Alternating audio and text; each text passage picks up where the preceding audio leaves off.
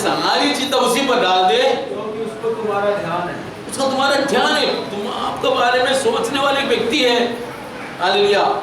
पुना भाई आपका बेटे के बारे में सोचने वाले एक व्यक्ति सोचो में बेटा वो चिंतित है अभी तक, ये लोग मेरे पास नहीं आता, मेरे पास आते हैं से मैं कर देता। अब आ गया, पूरा पूरा भरोसा करो मेरा प्रभु करेगा, मेरा बेटा को मेरा प्रभु चंगाई देगा। विश्वास करो ये प्रभु का है, हमारा बोझ उसी पर डाल दो। प्रभु जी आप जानते हैं मैं आपको हवाले करते हैं, जो करना करो। ये समर्पण, ये सब परिश्रम करने वाले बोझ से दबे लोगों मेरे पास हो, मैं तुम्हें विश्राम दूंगा। आपका बेटा का विषय से विश्राम दूंगा, यीशु ने बोला है, शांति दूंगा, चंगाई दूंगा, छुटकारा दूंगा, पाप क्षमा दूंगा, स्वर्ग भी पहुंचा देगा। अरे तू ये स्त्री देखा तेरा बेटा, और यूहन्ना से कहा ये तेरा माँ है।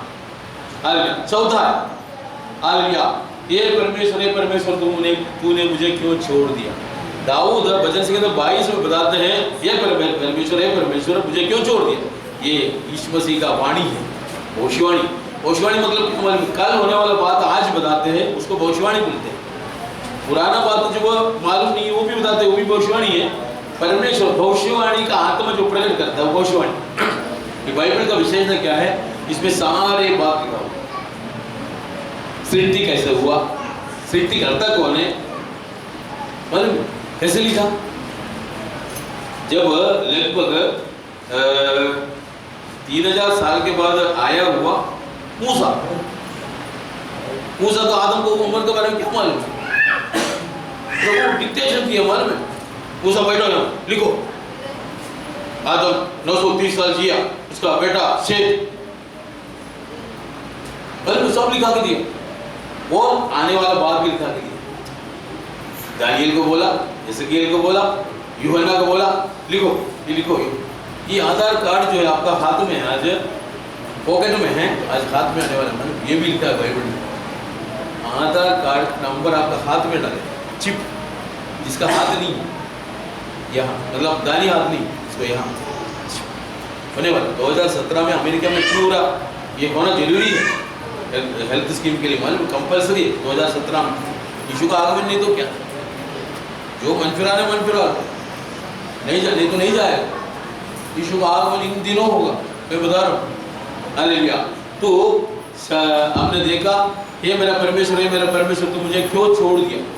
पिता ने पुत्र को छोड़ दिया, मालूम है आपको क्यों, आपको बचाने के लिए, गुना भाई को बचाने के लिए, एक मंजू को बचाने के लिए, एक तोशन साहू को बचाने के लिए, मालूम है हम एक जन को बचाने के लिए। प्रभु का मन में यही था, इनको बचाने के लिए पिता ने पुत्र को, सबों का पाप ठहराया, हमारा सारे पाप उसको ऊपर डाल दिया। अपना पिता मुंह फेर दिया, अपने बेटे को बिल चढ़ाए। कोई कर सकता है, मैं तो नहीं करूंगा। प्रियो, ये में और कोई चारा नहीं था, मानव जाति को छुड़ाने के लिए कोई और कोई रास्ता नहीं था। इसलिए बिना पाप से एक व्यक्ति आया, मेमना बन के आया। पढ़िएगा यूहन्ना 1:29, परमेश्वर का मेमना बन के आया। हाँ, दूसरे दिन उसने यीशु को अपनी ओर आते देखकर कहा, यूहन्ना पवित्र आत्मा से भरा हुआ यूहन्ना यीशु बपतिस्मा लेने के लिए आते हुए देखा। हाँ देखो, ये परमेश्वर का मेमना है। देखो ये परमेश्वर का मेमना है, जो जगत का पाप उठा ले जाता है। सारे जगत वालों को पाप उठा के लेके जाने वाला व्यक्ति है। यीशु क्यों आया, हमारे पापों को ढोने के लिए आया, मरने के लिए आया, हम सब जीने के लिए आया, मगर यीशु मरने के लिए आया, और उसी के द्वारा शैतान के काम को नाश करने के लिए। हालेलुया। इब्रानी 2:14-15 में बताते हैं। हाँ पढ़िएगा, पढ़िएगा। जबकि लड़के मां को जोड़ के भागी है, परमेश्वर ने देखा बच्चे लघु और मांसधारी है, शरीरधारी है। हाँ तो आप भी उनका सहभागी हो गया, तो आप भी उनका हमारा सहभागी हो गया, वो भी शरीरधारी बन गया। परमेश्वर आत्मा है, बोले में परमेश्वर आत्मा है, हमारा समान ये शरीर नहीं है, तो वो भी शरीरधारी बन गया।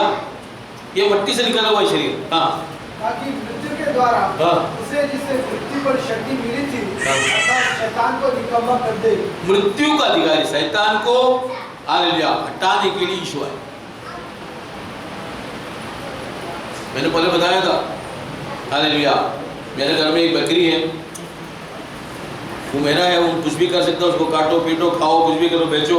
उसका एक बच्चा हुआ, वो भी मेरा, उसका बच्चा, उसका बच्चा, उसका बच्चा, उसका बच्चा, उसका बच्चा, सारे मानव जाति। आदम जो है शैतान का गुलाम बन गया, सारे मानव जाति शैतान का गुलामी में है। मालूम है, पहला यूहन्ना 5:19, ये हमको समझना है। हाँ, कि हम परमेश्वर से हैं। आप भी परमेश्वर से है, ठीक है, मगर सारे संसार दुष्ट के वश में, वो शैतान के वश में पड़ा हुआ है। उसको स्वतंत्र करना है, उसके लिए शैतान को हराना है। हमारा जो दुश्मन शैतान है, बलवान है, हम उसको हरा नहीं सकते। तो हमारे लिए वो मनुष्य बन के आया, हमारा बड़ा भाई बन के आया और उसे हरा। बच्चे गेंद खेल रहे, अक्सा, अनन्या, बेटी अभी गेंद खेल रहे, मैं जा करके एक बार मारा, जिताया, बेटी को जिताया। कोई खूबी है उसमें? है? कोई खूबी नहीं है, वो बड़ा आदमी कर सकता है। तो परमेश्वर आकर के शैतान को मारेगा तो कोई ये नहीं, खूबी नहीं। परमेश्वर भी मनुष्य बन गया, मैं भी बेटी के समान एक छोटा बच्चा बन गया, उसके बाद जिताया, तो उसमें खूबी वो है यीशु ने किया, मनुष्य बन गया। हमारे दुश्मन शैतान को, दुष्ट आत्मा को, मृत्यु को, नरक को, पाप को, श्राप, बीमारी को हरा नहीं सकता था। हम यीशु आया, उसको हरा दिया। मालूम है, शैतान के कामों को नाश करने के लिए परमेश्वर पुत्र प्रकट हुआ।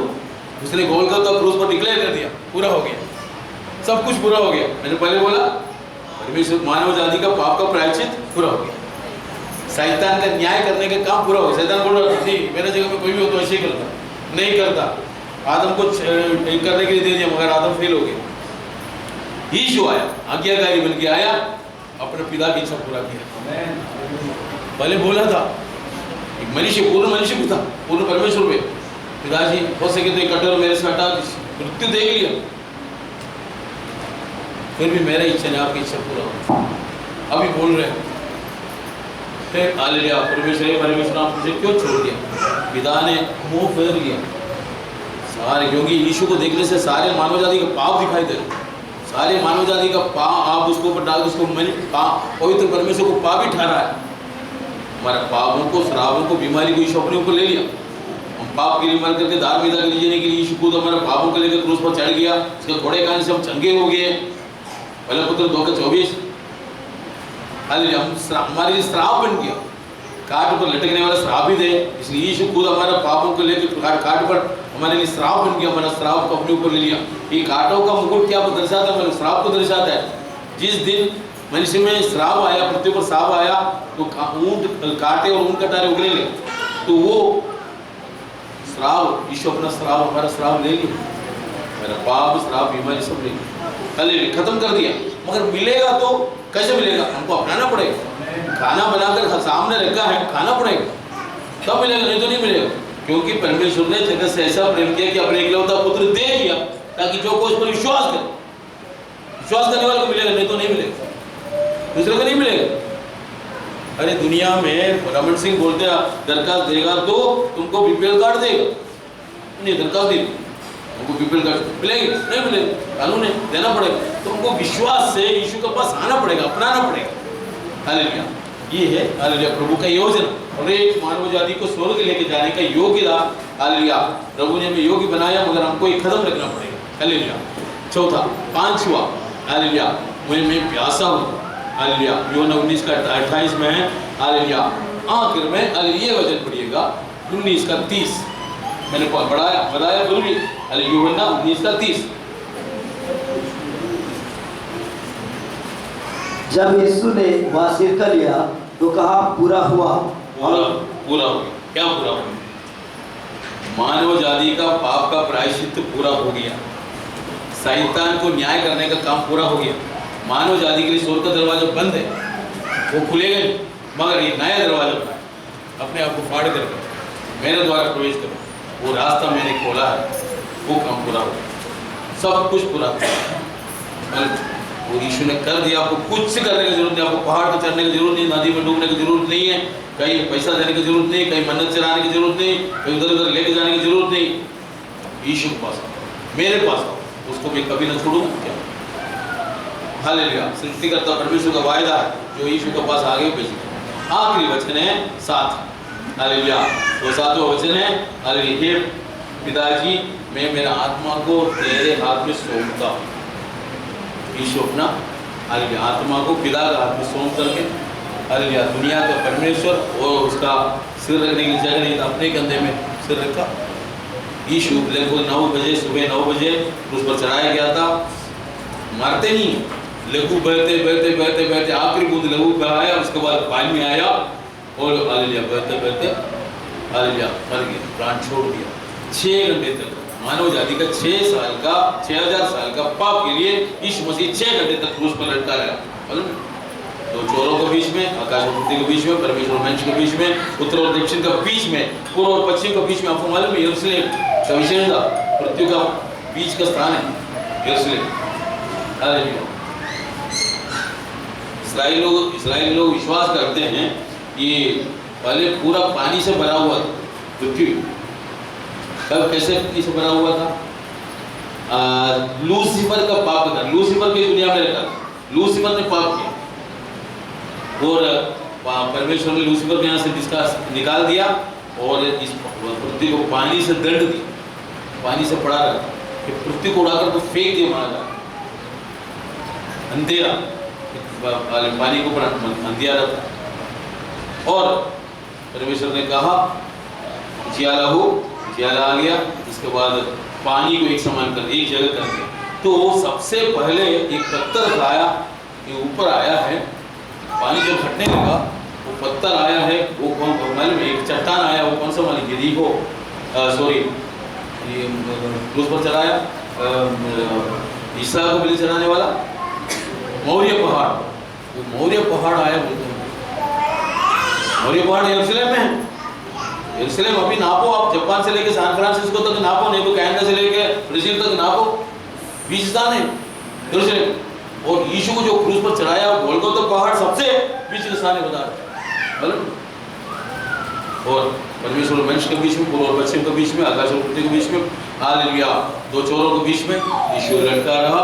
हालेलुया, सबों के लिए आज यीशु लटका हुआ दिखाई देगा।